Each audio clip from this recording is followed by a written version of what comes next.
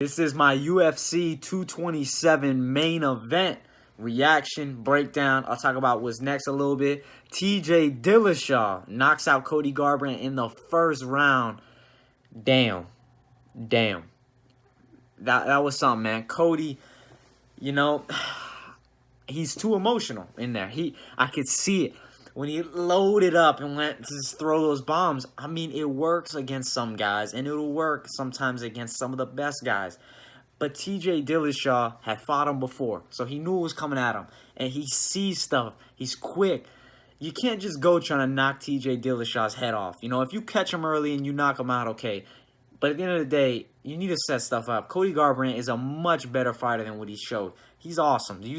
Dominic Cruz in him. You saw what he did to Dominic Cruz. He destroyed Dominic Cruz. And now to go and get knocked out in the first round against TJ, it was disappointing. To me, it just showed that he's still emotional about the problems with TJ Dillashaw. I think he needs to let those feelings go was really the biggest problem. His team has so much hate for TJ. That's Uriah's battle, and I don't think Cody should have, went into it with that same hate. Of course, the first fight, if they mad, they should have, squashed it. All right, it's the rematch. He needed to let it go, and I could tell he didn't let it go. He was still angry about, TJ leaving, and you could see it in the fight. He's also mad at him for knocking him out the last time they fought. So he's going in trying to take his head off, but trying to take his head off wasn't the game plan. He should have boxed. His boxing is amazing. He should have moved, and at the end of the day, I think he could have possibly won that fight, but instead, he wants to brawl. He wants to bang. And he wants to risk himself. His chin was up high. As soon as I saw his throwing hammers and he got hit, he got put down. The knee land, it was done. The TKO, there's no question in that. Herb Dean with a good stoppage. But, man, Cody Garbrandt really is a much better fighter than what he's shown. I'm not saying that he would have definitely beat TJ. I think TJ is amazing, It's just disappointing to me to see a guy with so much ability just go and throw it all out there, wild, chaos. I think he's better than that, and he will be back. I think he needs to calm down the emotions. I know he gets emotional in there, and it's understandable. But, you need to know when to tone it down, and, it's hurting him at this point. It's not even helping him. He's such a good fighter that if he was more relaxed in there, more calm, he would have done much better. And even if he didn't beat TJ, he wouldn't have gone out in the first round. And see, being angry like that and emotional, you're going to leave yourself open because you're trying to knock out your opponent the whole time. When you should be trying to win the fight and fight smart. Instead, he wants to brawl. He was going for it. Him and TJ hit each other. They both were a little stunned. And then, right away, he's going for the KO. He's loading up on shots. And then, next thing you know, what happens? Hit again. Rocked. Dazed. He's down. And I'm like, no way, it's like the first fight, but even quicker, he didn't really land anything clean. And then he gets stopped. And now he sets himself back big time. He was the champ. He looked like the future of the division. Now, he sets himself back. Does a third fight with TJ even make sense at this point, in even a year? Even if Cody's able to win 3-4 straight, if TJ's still the champ, it's going to be a hard sell because he was knocked out twice. If he would have went the distance and lost, it's one thing, but even to lose a close fight like last time, you would say, okay, maybe a third fight sometime in the future. But now he goes and he gets knocked out in the first round.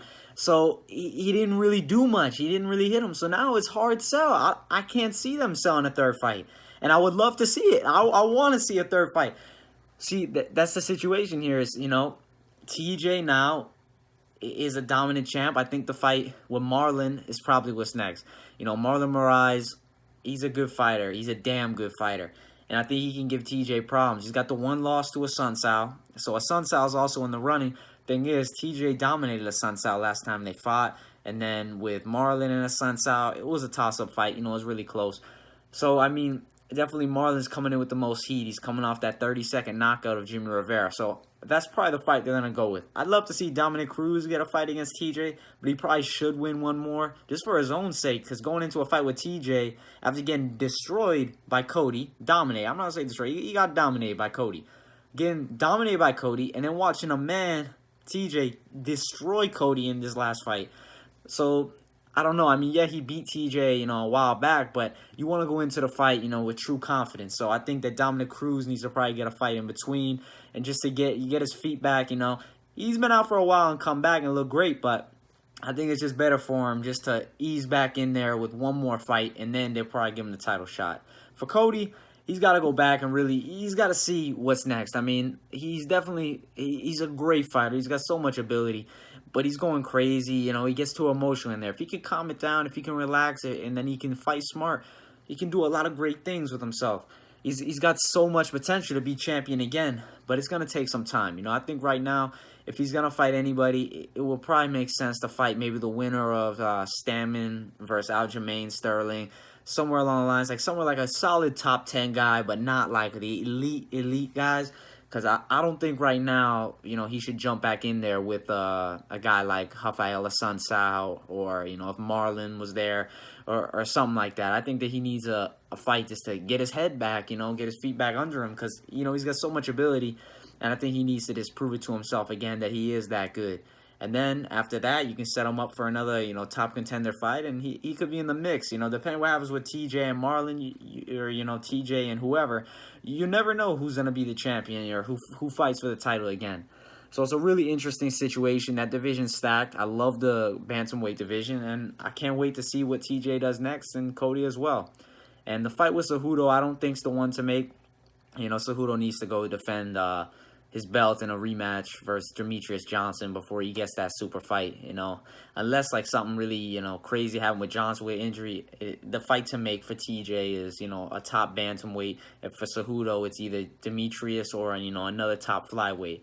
Unless there's going to be Demetrius out for a long time, you know, he's out for a year, Cejudo's ready to go, TJ's ready to go, okay, you can make that fight.